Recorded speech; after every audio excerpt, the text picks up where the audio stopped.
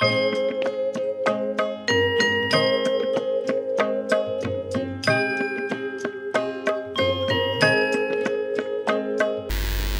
children, in the previous class we discussed impact of education and Regulating Act of 1773. Today we are going to see one more act, how British controlled East India Company as well as the Indian rulers as well and Indian citizens. There were many inconsistencies, there were many inconveniences in the Regulating Act of 1773. In order to alleviate and also clearly outline the powers of East India Company and the British government, an act was introduced. An act was enacted, that is none other than Pitt's India Act of 1784. Pitt's India Act of 1784. After 10 years of enacting Regulating Act, they introduced Pitt's India Act. Now let's go through the Pitt's India Act. Then, in order to rectify the faults which found in Regulating Act of 1773 and also clearly outline the powers of East India Company and the British government, also Pitt's India Act was implemented. The government of England restricted the powers of East India Company. Already we mentioned it in the previous class. The officials of British East India Company become super rich. They became super rich to control East India Company. British East India Company, they enforced a law, Pitt's India Act of 1784. A new institution named Board of Controllers. See, note this point, Board of Controllers.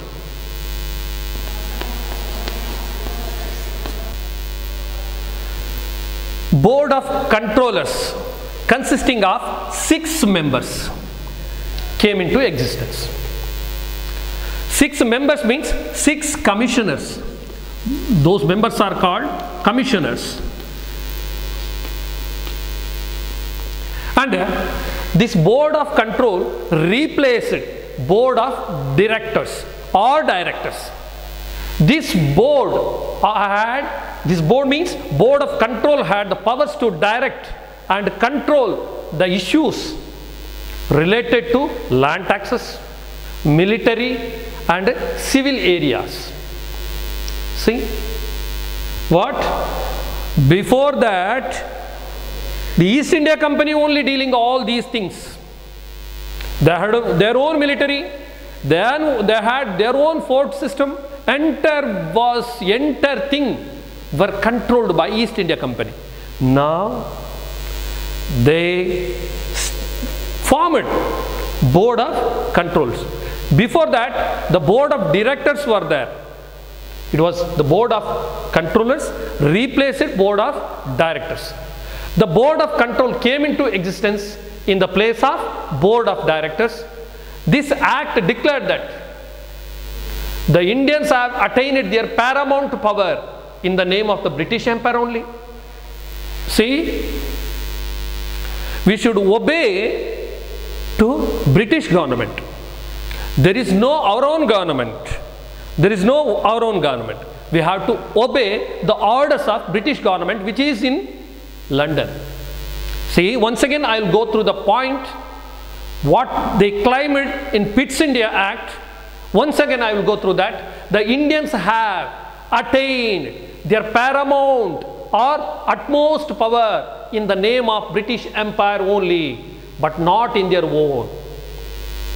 And curtained means reduced the political rights of Indian conclusively. See, political right is very, very important. Political right, social right, cultural right, economic right, those are all very essential for our very existence. But what did they do? they did reduce the power of people. They reduced the political power of people conclusively.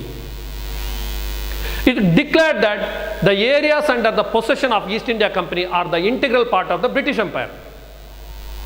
In those days, Maratha region, Nizam of Hyderabad, Raja of Travancore, Mysore state, Maratha state, then Sikh region were part of East India Company. These parts were integral part of British Empire. Just imagine. ಇದು ಅವಿಚ್ಛಿನ್ನ ಭಾಗ, ಇದು ಅವಿಚ್ಛಿನ್ನವಾದ ಭಾಗ, ಬ್ರಿಟಿಷರ ಅವಿಚ್ಛಿನ್ನ ಭಾಗ, ಅವಿಭಾಜ್ಯ ಅಂಗ.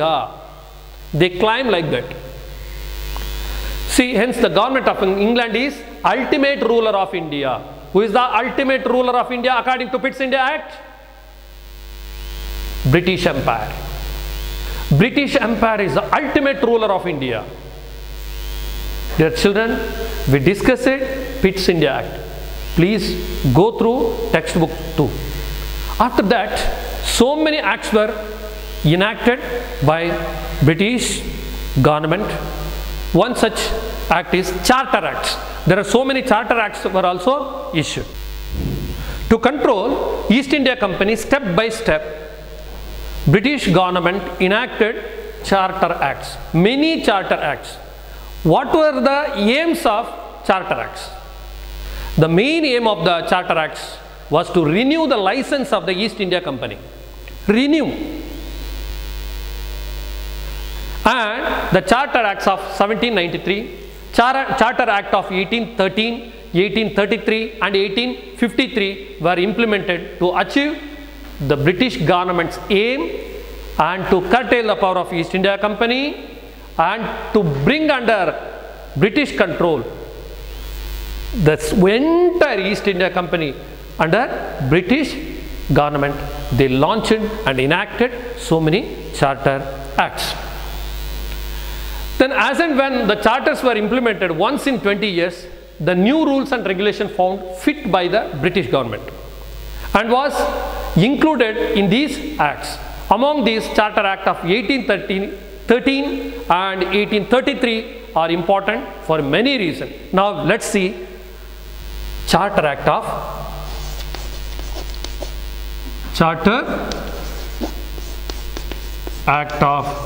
1813. This act licensed the East India Company to stay for another 20 years in India. See, East India Company was entitled to perform trade only. But along with the trade, there were ruling the whole country. Whole country mean India. But now they were authorized to continue further another 20 years in India. Before the implementation of this act, a demand to allow any interested person to carry out trade in India was there. Before that, only East India Company was dealing the trade in India. Now, it authorized to many persons, many British people to trade in India. This act allowed the demand and authorized all interested persons to carry out trade in India. Now, through the 1813 Act, through the Charter Act of 1813, they broke the monopoly of British East India Company. With this act, the free trade era started in India. New era of license and authorization started. See? Before that, before the Charter Act of 1813, only the East India Company was authorized to trade in India. It was dominant and it was the only company to trade and to deal with trade in India. But now onwards, after 1813 Act, the new era of license and authorization started. And the board directors were vested with the powers to appoint the Governor General and the Commander-in-Chief. Previously, the boss of East India Company was ruling But now the board of directors had power to appoint the Governor General, to appoint the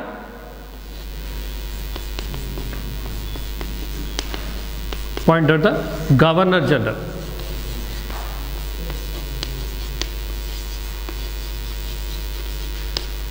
Yes.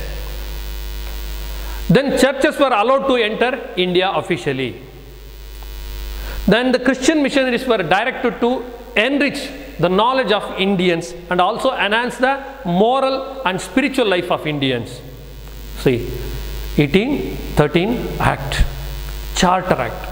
Many Christian missionaries, today you can see, many Christian missionaries started arriving in India after this act.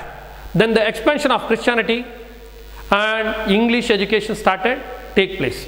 Because of these developments, the Charter Act of 1813 is very great and historic act. I can't pronounce. It is a great act. It is a historic act. Sai Ram. Dear children, go through the video, and along with the textbook, there are so many acts, so many features are there. Just go now and then, go often and very now and then you will keep them in your memory. These points are very, very important in the viewpoint of examination as well as your competitive examination. If you are going to face KS, IAS, these are all very, very important. Charter Act of 1813, Charter Act of 1793, Charter Act of 1833, Charter Act of 1853, and Regulating Act. These are all very, very important in the viewpoint of, in an examination point of view, very, very important, my dear children. Sai Ram.